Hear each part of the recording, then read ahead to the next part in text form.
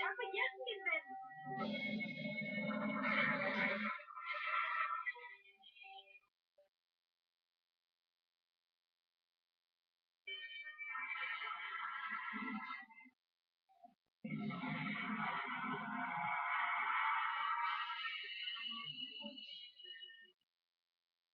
Det bliver bare løg.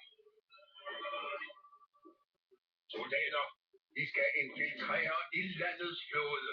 I skal derfor alle gå i denne uniform.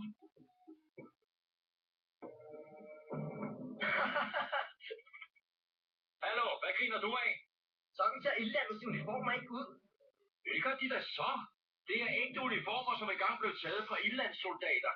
Hvornår? For 100 år siden. 85. Ildlandet har på længst droppet de rundede skuldre. De nye uniformer er mere strømlivede. Kan vi egentlig stole på den fyr? Jeg synes, han virker lige lovligt kæk. Så kan jeg fra vores søsterstamme have han. Han er en dygtig kriger, og jeg værdsætter hans mening. Nå, vores første mål er at fastslå deres øverste befalenes identitet. Hans navn er Sarv. Middelaldrende, bakkenbarter, temperamentsfuld. Så kan du skal fortælle Han alt, hvad du ved om ham. Han leder denne mission. Han, vis Sokka din respekt. Jeg forventer intet mindre fra min kommende svigersøn. Skal der tage til julegiftes med dig? Ja, hvorfor? Ikke noget. Jamen tillykke.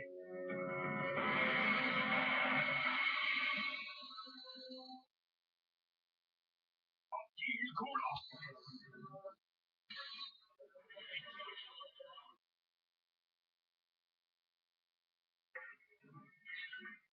Tusmørket falder på admiral. Som deres militære rådgiver må jeg råde dem til at stoppe angrebet.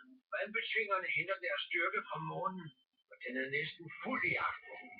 De burde vente og genoptælle angrebet ved daggry. Jeg kender udmærket til måneproblemet, og jeg arbejder på en løsning. Men ikke nu. Vi stopper med daggry.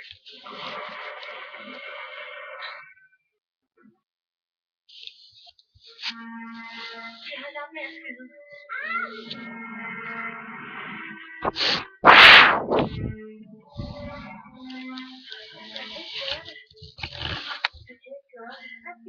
Jeg må have sukket